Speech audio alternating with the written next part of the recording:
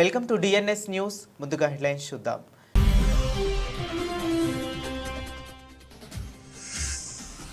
Bharat China దోస్తీపై Putin కీలక వ్యాఖ్యలు. అమెరికాకు గట్టి సంకేతాలు. కూటమిలో రష్యా కూడా భాగస్వామి అన్న రష్యా అధ్యక్షుడు.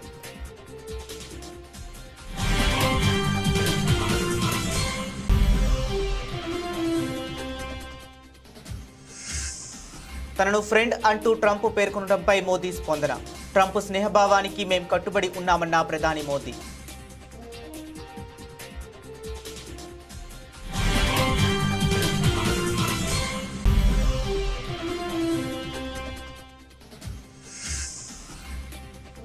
జీఎస్టీ సంస్కరణలపై ప్రతిపక్ష నేతలవి అవగాహన లేని విమర్శలు.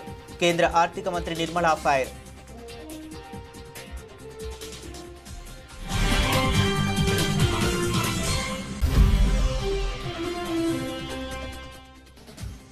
హిందువుల మనోభావాలు దెబ్బతీస్తున్న కాంగ్రెస్.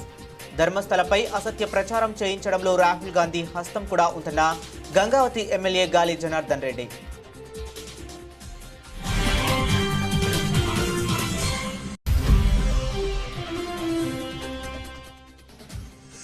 సీఎం రేవంత్ రెడ్డిని కలిసిన ఇండియన్ ఆర్మీ పూణే సదరన్ కమాండ్కు చెందిన general officer commanding in chief lieutenant general Dheeraj Seth నేతృత్వంలోని ప్రతినిధి బృందం.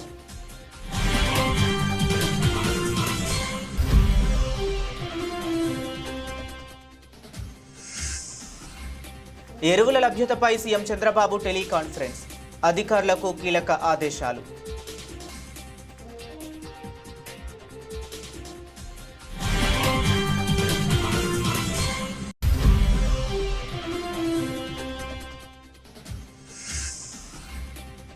పార్టీ అధినేత కేసీఆర్తో హరీష్ రావు భేటీ.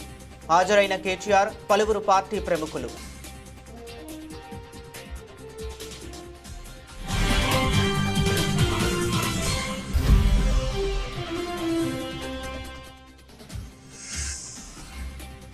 ప్రైవేటీకరణ పేరుతో వైద్య ఆరోగ్య రంగాన్ని నాశనం చేశారు. కూటమి ప్రభుత్వ తీరుపై తీవ్రంగా మండిపడ్డ మాజీ మంత్రి విడుదల రజని.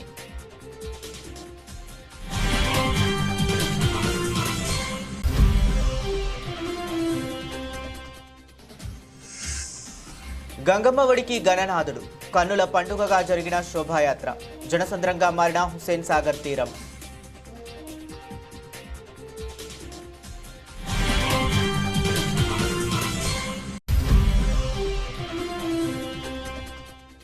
భక్తులకు కీలక అప్డేట్. చంద్రగ్రహణం కారణంగా తిరుమల శ్రీవారి ఆలయం మూసివేత. ఆదివారం మధ్యాహ్నం 3:30 నుండి సోమవారం ఉదయం 3 గంటల వరకు దర్శనాలు బంద్.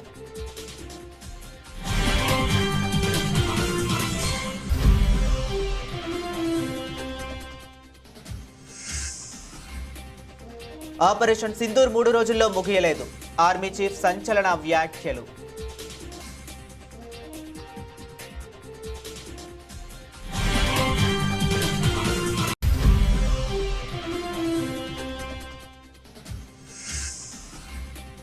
హైదరాబాద్ కేంద్రంగా భారీ డ్రగ్స్ రాకెట్. ఛేదించిన పోలీసులు 12,000 కోట్ల విలువైన మెఫోడ్రోన్ స్వాధీనం.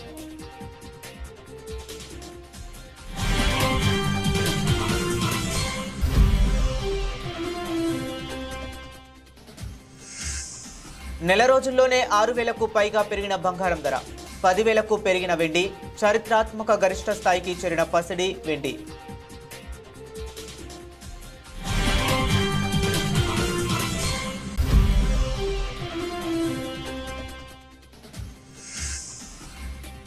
ఆసియా కప్లో భారత్ పాక్ మ్యాచ్ పై వీడిన ఉత్కంఠ. అధికారిక ప్రకటన చేసిన బీసీసీఐ.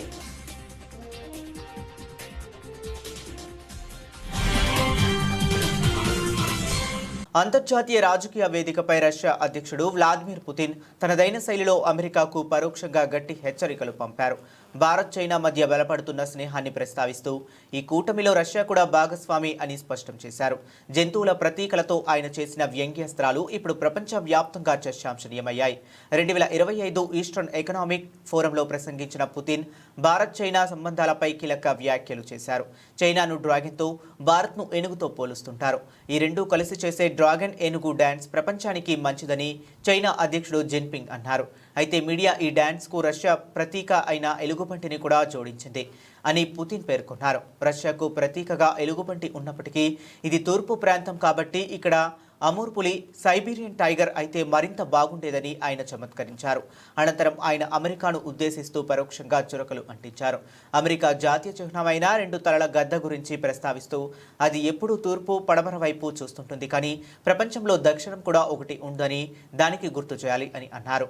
భారత్, చైనా వంటి వర్ధమాన దేశాలను గ్లోబల్ సౌత్గా వ్యవహరిస్తారు.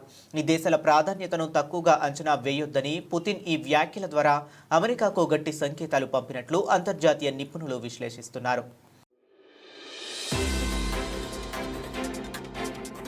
అమెరికా అధ్యక్షుడు డొనాల్డ్ ట్రంప్ చేసిన వ్యాఖ్యలపై భారత ప్రధాని నరేంద్ర మోదీ స్పందించారు. ట్రంప్ స్నేహపూర్వక భావనలను తాను పూర్తిగా గౌరవిస్తానని, వాటికి కట్టుబడి ఉంటానని మోదీ స్పష్టం చేశారు. ఇటీవలే భారత్, అమెరికా మధ్య వాణిజ్యపరమైన ఉద్రిక్తతలు పెరుగుతున్న నేపథ్యంలో ఇరు దేశాల అధినేతల మధ్య ఈ ఆసక్తికర సంభాషణ చోటు చేసుకుంది. అధ్యక్షుడు ట్రంప్ మా సంబంధాలపై చేసిన సానుకూల వ్యాఖ్యలను, ఆయన స్నేహ భావనను నేను మనస్ఫూర్తిగా అభినందిస్తున్నాను. వాటికి మేం పూర్తిగా కట్టుబడి ఉన్నాం. భారత్, అమెరికా మధ్య ఎంతో సానుకూలమైన భవిష్యత్తు ప్రణాళికలతో కూడిన వ్యూహాత్మక భాగస్వామ్యం ఉంది అని ప్రధాని మోదీ పేర్కొన్నారు. అంతకుముందు డొనాల్డ్ ట్రంప్ మాట్లాడుతూ ప్రధాని మోదీ తనకు ఎప్పటికీ స్నేహితుడేనని, ఇరు దేశాల మధ్య చాలా ప్రత్యేకమైన బంధం ఉందని అన్నారు. మోదీ గొప్ప ప్రధానమంత్రి, మేం ఎప్పుడూ స్నేహితులమే, కానీ ప్రస్తుత తరుణంలో ఆయన చేస్తున్న పని నాకు నచ్చడం లేదు. ఆయన ఆందోళన చెందాల్సిన అవసరం లేదు. మా మధ్య అప్పుడప్పుడు కొన్ని సమస్యలు వస్తుంటాయి అని ట్రంప్ వ్యాఖ్యానించారు. భారత్తో వాణిజ్య చర్చలు బాగానే సాగుతున్నాయని కూడా ఆయన తెలిపారు. ప్రతిపక్ష నేతలు జీఎస్టీపై ఏమాత్రం అవగాహన లేకుండా విమర్శలు చేస్తున్నారని కేంద్ర ఆర్థిక మంత్రి నిర్మలా సీతారామన్ మండిపడ్డారు. మన దేశంలో మెరుగైన ప్రతిపక్ష నేతల అవసరం ఉందని వ్యాఖ్యానించారు. చెట్ల నరికివేతకు వ్యతిరేకంగా ప్రజా ఉద్యమాలు వచ్చిన తరహాలో దేశంలో మెరుగైన ప్రతిపక్ష నేతల కోసం ఉద్యమం రావాల్సి ఉందని పేర్కొన్నారు. కాంగ్రెస్, ఇతర ప్రతిపక్షాలపై నిర్మలా విమర్శలు గుప్పించారు. జీఎస్టీ ప్రవేశపెట్టిన మొదట్లో 4 స్లాబులు పెట్టడం తప్పు అని, తాము చెప్పినట్టే ఇప్పుడు 2 స్లాబులకు తగ్గించారని కాంగ్రెస్ చెప్పడం తప్పు. జీఎస్టీ తేవటం, పన్ను స్లాబుల నిర్ధారణ బీజేపీ ఒక్కదాని నిర్ణయం కాదు. అప్పటి కాంగ్రెస్, ఇతర ప్రతిపక్షాలు పాలిస్తున్న రాష్ట్రాల ఆర్థిక మంత్రులతో కూడిన సాధికార కమిటీ నిర్ణయం తీసుకున్నది. అప్పటి పశ్చిమ బెంగాల్ ఆర్థిక మంత్రి అసీం దాస్ గుప్తా అధ్యక్షతన జరిగిన విస్తృత స్థాయి చర్చల్లోనే 4 స్లాబులను నిర్ణయించారు. ఇది ప్రతిపక్షాలకు తెలియదా, అవగాహన లేదా? ఒకవేళ మేము తప్పు చేసి ఉంటే క్షమాపణ చెప్పడానికి నేను సిద్ధం, కానీ ప్రతిపక్షాల ఆరోపణలన్నీ అవాస్తవం. విషయం ఏమిటనేది అర్థం కానప్పుడు ఏమీ మాట్లాడకుండా ఉంటే మంచిది అని మండిపడ్డారు. ప్రతిపక్ష నేతల వ్యాఖ్యలు ప్రజలను తప్పుదారి పట్టించేలా, దేశానికి హాని చేసేలా ఉన్నాయని, అది మంచిది కాదని పేర్కొన్నారు. జీఎస్టీ స్లాబుల తగ్గింపు, రేట్ల మార్పు, ప్రజా సంస్కరణలని, వాటి ప్రయోజనం ప్రతి కుటుంబానికి దక్కుతుందని నిర్మలా సీతారామన్ చెప్పారు. ఈ ప్రయోజనాలు ప్రజలకు అందేలా తాను వ్యక్తిగతంగా కూడా పర్యవేక్షిస్తానని తెలిపారు.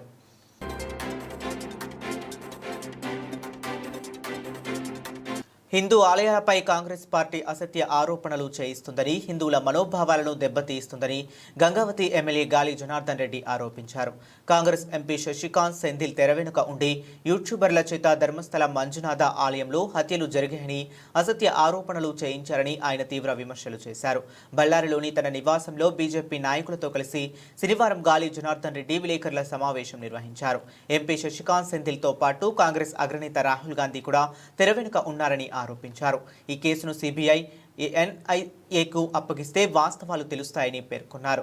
ధర్మస్థలలో హత్యలు జరిగాయని, మృతదేహాలను పూడ్చిపెట్టారని పోలీసులకు ఫిర్యాదు చేసిన మాజీ పారిశుద్ధ్య కార్మికుడు వాస్తవాలను అంగీకరించాడని, కొందరు ఒత్తిడి కారణంగానే అసత్య ఫిర్యాదు చేశారని ఒప్పుకున్నాడని గుర్తు చేశారు. అయితే గాలి జనార్దన్ రెడ్డి నిరాధార ఆరోపణలు చేశారని పేర్కొంటూ బెంగళూరు సిటీ సివిల్ కోర్టులో శశికాంత్ సెంథిల్ శనివారం పరువు నష్టం దావా వేశారు. ఇదిలా ఉండగా ధర్మస్థలలో యువతుల మృతదేహాలను పాతిపెట్టినట్టు అసత్య ఫిర్యాదు చేసిన మాజీ పారిశుద్ధ్య కార్మికుడు చెన్నయ్యకు కోర్టు 14 రోజుల రిమాండ్ విధించింది.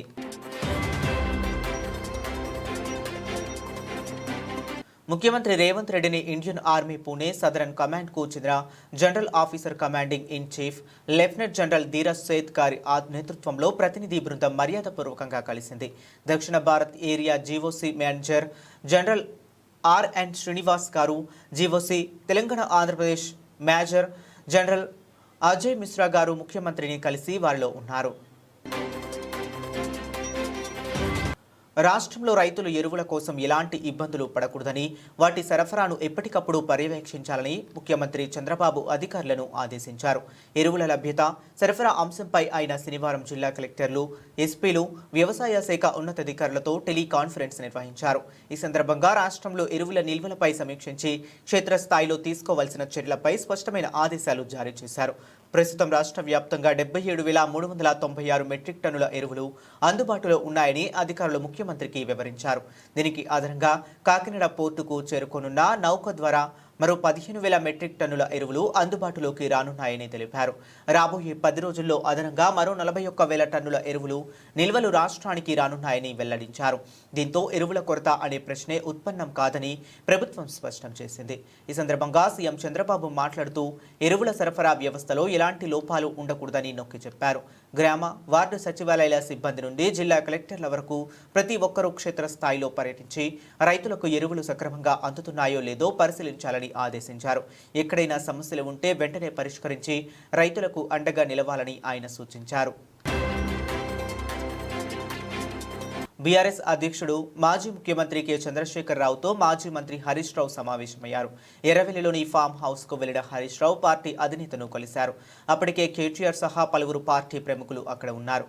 ఇటీవల అసెంబ్లీలో చోటు చేసుకున్న పరిణామాలు, కాళేశ్వరం ప్రాజెక్టుపై దర్యాప్తునకు సిబిఐకి అప్పగించడం, ఎమ్మెల్సీ పదవికి బీఆర్ఎస్ పార్టీకి ప్రాథమిక సభ్యత్వానికి కవిత రాజీనామా చేయటం వంటి అంశాలపై వీరు చర్చించినట్లు తెలుస్తుంది. ఇటీవలే హరీష్ రావుపై కవిత సంచలన ఆరోపణలు చేసిన విషయం విదితమే అయినా తనపై కావాలని దుష్ప్రచారం చేస్తున్నారని బీఆర్ఎస్ ఎమ్మెల్యే హరీష్ రావు అన్నారు. తన రాజకీయ జీవితం తెలంగాణ ప్రజల ముందు తెరచిన పుస్తకం లాంటిదని ఆయన పేర్కొన్నారు. తెలంగాణ రాష్ట్ర సాధనలో తన నిబద్ధత అందరికీ తెలుసని వ్యాఖ్యానించారు.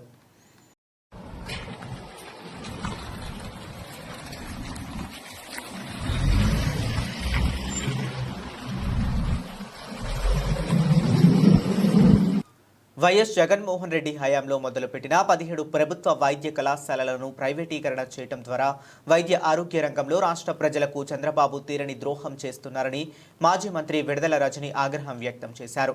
తాడేపల్లి వైఎస్ఆర్ కాంగ్రెస్ పార్టీ కేంద్ర కార్యాలయంలో మీడియాతో మాట్లాడుతూ ఆరోగ్యశ్రీ అంటే దివంగత నేత వైఎస్ఆర్ మాత్రమే అని గుర్తుకు వస్తారని, ఆ తరువాత వైఎస్ జగన్మోహన్ రెడ్డి హయాంలో చేపట్టిన నాడు నేడు నూతన వైద్య కాలేజీ నిర్మాణం రాష్ట్ర చరిత్రలో స్థిరస్థాయిగా నిలిచిపోతుందని స్పష్టం చేశారు.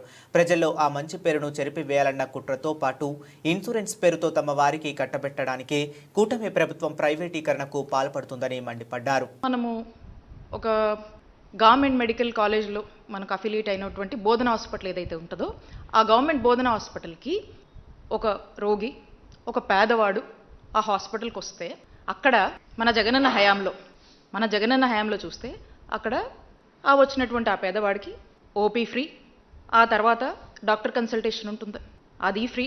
ఆ డాక్టర్ కన్సల్టేషన్ తర్వాత ఆ రోగికి ఏదైనా మందులు రాస్తే ఆ మందులు ఫ్రీ.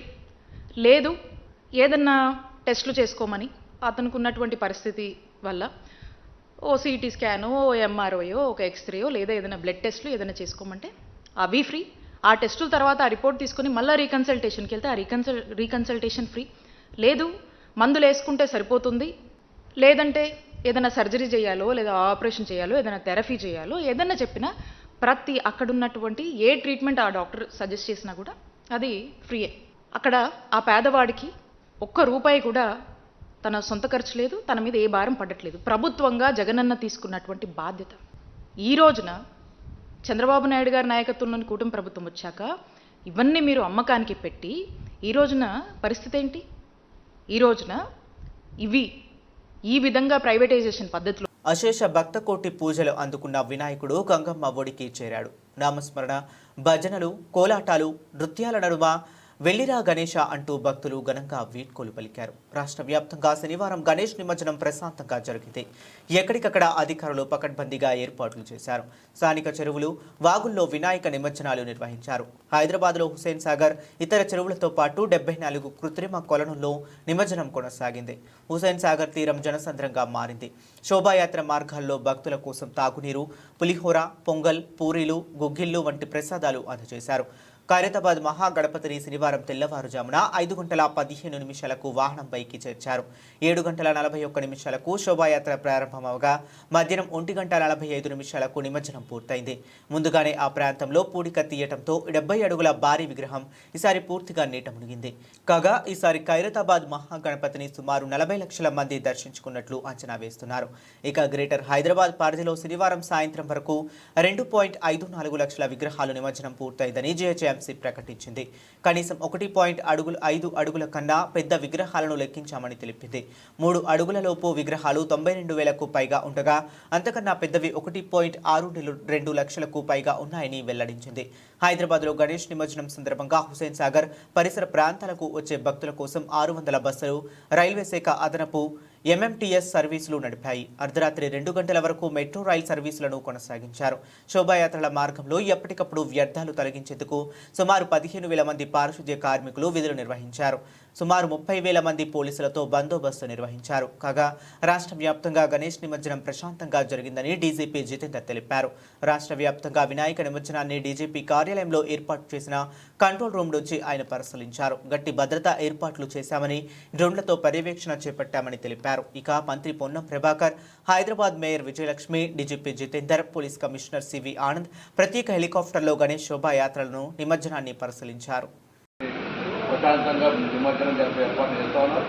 ఇప్పటికే దాదాపు 2 లక్షల పైన నిమజ్జనం మొదటి తేదీ నుంచి ఇప్పటి వరకు విగ్రహాలు ఏర్పాటు చేసుకునే వాళ్ళ నిమజ్జనం జరిగింది. అన్నీ కూడా ఇవాళ గతంలో ఒక్కొక్కసారి 2-3 రోజులు పట్టేది ఉండేది. 2 గంటలు 45 గంటలు కంటిన్యూ ప్రాసెస్ ఇచ్చేవాళ్ళు. బట్ కట్ ఆఫ్ డేట్ ఇవాళ బై 12 అయిపోయి రేపు పొద్దున మళ్ళా జనజీవన సర్వీసెస్ యథావిధిగా నడవాలనేది అంటే పర్వాలేదు ఈసారి. కానీ లేకపోతే యథావిధిగా పోయిన సంవత్సరం వెరీ నెక్స్ట్ డే ఆఫీస్ కార్యక్రమాలు కూడా సెక్రటరేట్ నాటి మళ్ళీ నడవాలి అనేటువంటి విధంగా నిర్దేశించడం జరిగింది. ఇప్పుడు కూడా అదేమైనటువంటి విషయంగా వెంటనే ఆ యొక్క ట్యాంక్ బండ్లో ఉన్నది క్లియరెన్స్ చేయడం కావచ్చు, మళ్ళీ విగ్రహాలు ఏర్పాటు చేసే అంశం కావచ్చు, అన్ని రకాల ఏర్పాట్లు కూడా డిస్ట్రిక్ట్ అంతా అడ్మినిస్ట్రేషన్ అంతా కూడా స్టేట్ లెవెల్లో గౌరవ చీఫ్ మినిస్టర్ గారి పర్యవేక్షణలో సజావుగా కొనసాగింది. చంద్రగ్రహణం కారణంగా తిరుమల శ్రీవారి ఆలయాన్ని ఆదివారం మధ్యాహ్నం నుండి మూసివేస్తున్నారు. దాదాపు 12 గంటల పాటు స్వామివారి దర్శనం భక్తులకు నిలిచిపోనుంది. గ్రహణం ముగిసిన తరువాత సోమవారం వేకువజామున తలుపులు తిరిగి తెరుచుకోనున్నాయి. ఆదివారం రాత్రి 9:50 ప్రారంభమయ్యే చంద్రగ్రహణం సోమవారం తెల్లవారుజామున 1:31 ముగియనుంది. తిరుమల ఆలయ సాంప్రదాయం ప్రకారం గ్రహణానికి సుమారు 6 గంటల ముందుగా అంటే ఆదివారం మధ్యాహ్నం 3:30 ఆలయ ద్వారాలను మూసివేయాలని అధికారులు నిర్ణయించారు. సోమవారం ఉదయం 3 గంటలకు సుప్రభాత సేవతో ఆలయాన్ని తెరిచిన అనంతరం ఆలయ శుద్ధి, పుణ్యాహవాచనం వంటి కాంకర్యాలు చేపడతారు. అదేవిధంగా తోమాల, కొలువు, అర్చన వంటి సేవలను ఏకాంతంగా నిర్వహించిన తరువాత ఉదయం 6 గంటల నుండి భక్తులకు సర్వదర్శనానికి అనుమతించనున్నట్లు టీటీడీ అధికారులు తెలిపారు. ఇదిలా ఉండగా తిరుమలలో భక్తుల రద్దీ కొనసాగుతుంది. సర్వదర్శనం క్యూ లైన్లు శనివారం నాటికే బాటగంగమ్మ ఆలయం వరకు చేరాయి. ఆలయం మూసివేసేలోపు క్యూలో ఉన్న భక్తులందరికీ దర్శనం కల్పించేందుకు అధికారులు ఏర్పాట్లు చేస్తున్నారు. గ్రహణం కారణంగా ఆదివారం జరగాల్సిన ఊంజల్ సేవ, ఆర్జిత బ్రహ్మోత్సవం, సహస్ర దీపాలంకార సేవలతో పాటు పౌర్ణమి గరుడ సేవను కూడా టీటీడీ రద్దు చేసింది. భక్తుల సౌకర్యార్థం టీటీడీ ప్రత్యేక ఏర్పాట్లు చేసింది.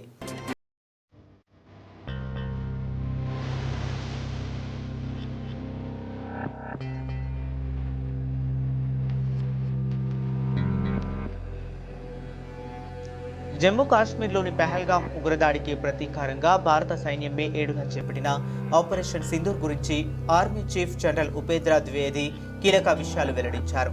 అందరూ భావిస్తున్నట్లుగా ఈ ఆపరేషన్ కేవలం 3 రోజులలో ముగియలేదని, చాలా కాలం పాటు కొనసాగిందని ఆయన స్పష్టం చేశారు. నిన్న న్యూఢిల్లీలో జరిగిన ఒక పుస్తకావిష్కరణ కార్యక్రమంలో ఆయన ఈ వ్యాఖ్యలు చేశారు. మే 10 నాటికి ఆపరేషన్ సింధూర్ ముగిసిందని మీరు అనుకోవచ్చు, కానీ అది నిజం కాదు. ఆ తర్వాత కూడా ఇది చాలా కాలం పాటు కొనసాగింది. ఎన్నో కీలక నిర్ణయాలు తీసుకోవాల్సి వచ్చింది. దీనికి మించి మరిన్ని వివరాలు ఇక్కడ పంచుకోవటం కష్టం అని జనరల్ ద్వివేది వివరించారు. Orchestration of the three forces. It also meanders through the so-called grey zone, which in IIT Madras I said they're playing chess, or a wide river with a dense fog, which entails decision dilemma at every stage. That is starting from 23rd April till 16th May. You may be thinking the 10th May the war finished. No, it continued for a long time because so many decisions were to be taken. And beyond that, of course, it will be difficult for me to share here. So when to start, when to stop, how much to apply in terms of time, space and resources, and how much or what is the definition of calibrated. All these things are something which we kept on discussing at every point of time. Why? Because this time there were no precedences. Though, of course, I can say that I spoke to many veterans on 22nd April and 23rd April. I was speaking to so many people, including those. Hyderabad శివార్లలోని Cherlapally పారిశ్రామిక ప్రాంతం కేంద్రంగా నడుస్తున్న అతిపెద్ద drugs రాకెట్ను Mumbai పోలీసులు ఛేదించారు. ఓ రసాయన factory ముసుగులో మాదక ద్రవ్యాలు తయారు చేస్తున్న ఈ ముఠా గుట్టును రట్టు చేసి సుమారు 12,000 కోట్ల విలువైన మెఫ్రెడిన్ డ్రగ్ను, ముడి రసాయనాలను స్వాధీనం చేసుకున్నారు. వివరాల్లోకి వెళితే మహారాష్ట్రకు చెందిన మీరా భయందర్ వసాయి విరార్ పోలీసులకు కొన్నాళ్లుగా ఓ డ్రగ్స్ ముఠాపై నిఘా పెట్టారు. ఈ క్రమంలో తమ గూఢాచారులను రంగంలోకి దించి వారాల పాటు రహస్య ఆపరేషన్ నిర్వహించారు. ముఠా మూలాలు హైదరాబాద్లోని చర్లపల్లిలో ఉన్నట్లు పక్క సమాచారం అందుకున్న పోలీసులు స్థానిక ఫ్యాక్టరీపై మెరుపు దాడి చేశారు. వాగ్దేవి ల్యాబ్స్ అనే నకిలీ లైసెన్స్తో నడుపుతున్న ఈ ఫ్యాక్టరీలో అత్యాధునిక పరికరాలతో భారీ ఎత్తున డ్రగ్స్ తయారు చేస్తున్నట్లు గుర్తించారు. ఈ దాడిలో ఫ్యాక్టరీ యజమాని, రసాయన నిపుణుడైన శ్రీనివాస్తో పాటు అతని సహచరుడు తానాజీ పాటే, ఓ విదేశీయుడు సహా మొత్తం 12 మందిని పోలీసులు అరెస్ట్ చేశారు. నిందితుల నుండి ప్రాథమికంగా 100 గ్రాముల యాంటీ డ్రగ్స్ మరియు 25 లక్షల నగదును స్వాధీనం చేసుకున్నారు. ఫ్యాక్టరీలో జరిపిన సోడాలలో డ్రగ్స్ తయారీకి వినియోగించే సుమారు 32,000 లీటర్ల రసాయనాలతో పాటు భారీ ఉత్పత్తి యూనిట్లను సీజ్ చేశారు.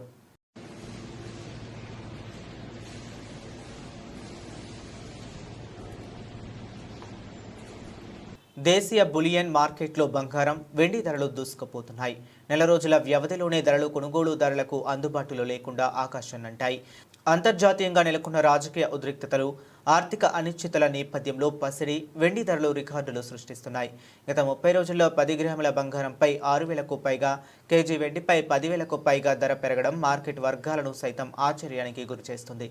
Indian bullion and jewelleries association గణాంకాల ప్రకారం ఆగస్టు 5న 1,76,000గా ఉన్న 24 క్యారెట్ల బంగారం ధర శుక్రవారం నాటికి 6,262గా పెరిగి 1,06,338 వద్ద స్థిరపడింది.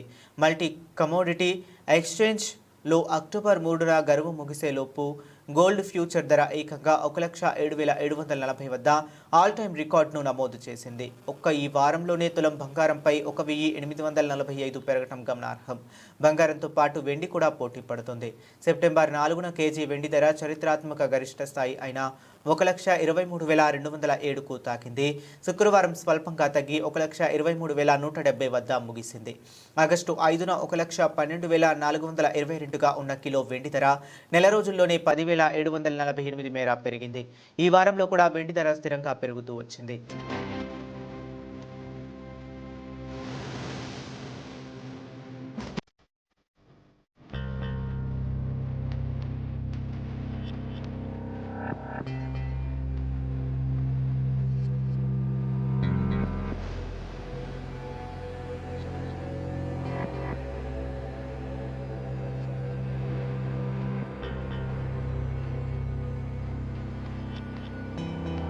ఆసియా కప్లో చిరకాల ప్రత్యర్థి పాకిస్తాన్తో టీమిండియా తలపడుతుందా లేదా అనే ఉత్కంఠకు తెరపడింది.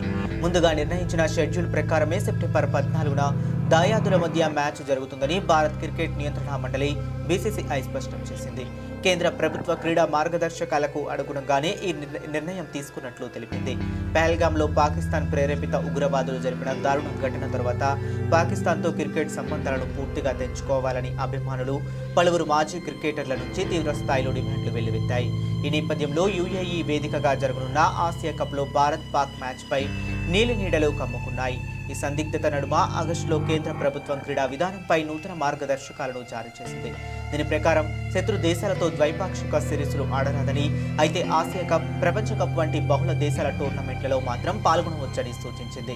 ఆసియా కప్ మల్టీనేషనల్ ఈవెంట్ కావడంతో టీమిండియా ఆడేందుకు మార్గం సుగమైంది. మరియు ఈ విషయంపై తాజాగా బీసీసీఐ కార్యదర్శి దేవజిత్ సైకియా మాట్లాడుతూ ప్రభుత్వ నిబంధనలకు అనుసరించి బీసీసీఐ నడుచుకుంటుంది. ఆసియా కప్లో భాగంగా టీమిండియా పాకిస్తాన్తో మ్యాచ్ ఆడుతుంది అని అధికారికంగా ప్రకటించారు. దీంతో అన్ని అనుమానాలకు తెరపడినట్లయింది. యూఏఈ వేదికగా సెప్టెంబర్ 9 నుండి 28 వరకు ఆసియా కప్ 2025 జరగనుంది. భారత జట్టు తన తొలి మ్యాచ్ను సెప్టెంబర్ 10న యూఏఈతో ఆడనుంది. బులెటిన్ ముగించే ముందు మరొకసారి హెడ్లైన్స్ చూద్దాం.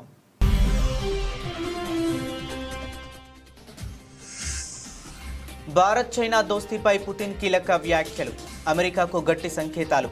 కూటమిలో రష్యా కూడా భాగస్వామి అన్న రష్యా అధ్యక్షుడు.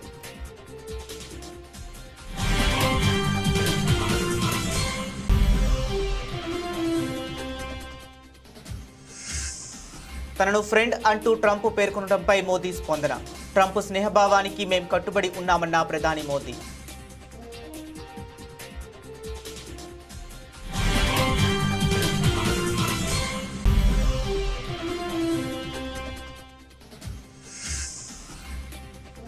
జీఎస్టీ సంస్కరణలపై ప్రతిపక్ష నేతలవి అవగాహన లేని విమర్శలు. కేంద్ర ఆర్థిక మంత్రి నిర్మలా ఫైర్.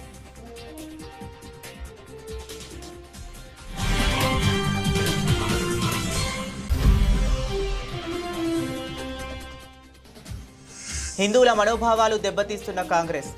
ధర్మస్థలపై అసత్య ప్రచారం చేయించడంలో రాహుల్ గాంధీ హస్తం కూడా ఉందన్న గంగావతి ఎమ్మెల్యే గాలి జనార్దన్ రెడ్డి.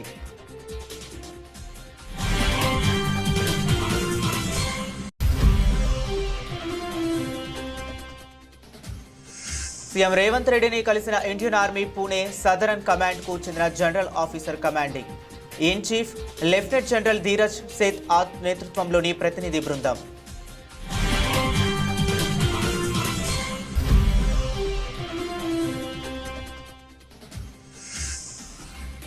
ఎరువుల లభ్యతపై సీఎం చంద్రబాబు టెలికాన్ఫరెన్స్. అధికారులకు కీలక ఆదేశాలు.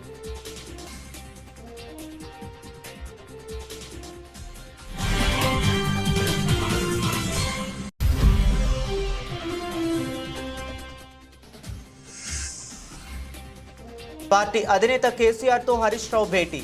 హాజరైన కేటీఆర్, పలువురు పార్టీ ప్రముఖులు.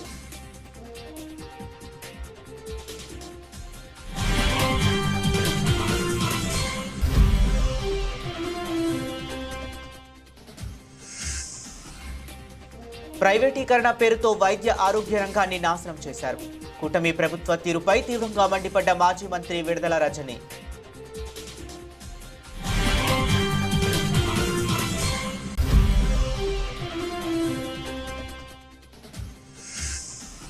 గంగమ్మ ఒడికి గణనాథుడు. కన్నుల పండుగగా జరిగిన శోభాయాత్ర. జనసంద్రంగా మారిన హుస్సేన్ సాగర్ తీరం.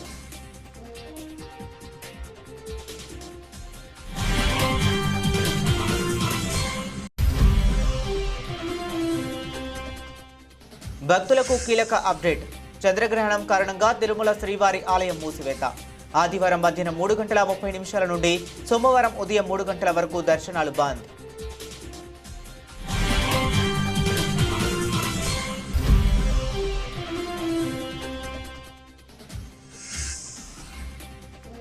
ఆపరేషన్ సింధూర్ 3 రోజుల్లో ముగియలేదు.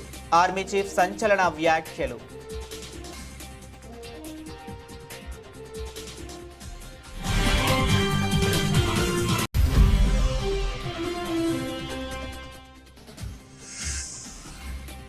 హైదరాబాద్ కేంద్రంగా భారీ డ్రగ్స్ రాకెట్. ఛేదించిన పోలీసులు 12,000 కోట్ల విలువైన మెఫోడ్రోన్ స్వాధీనం.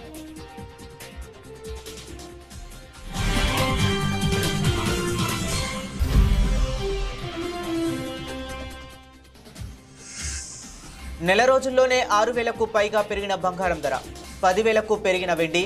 చారిత్రాత్మక గరిష్ట స్థాయికి చేరిన పసిడి వెండి.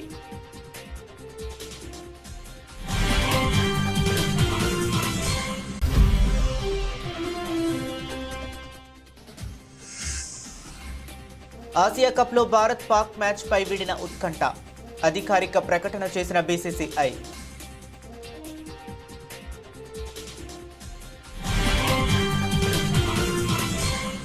ఇవి ఇప్పటివరకు ఉన్న అప్డేట్స్. మరిన్ని అప్డేట్స్ కోసం కీప్ వాచింగ్.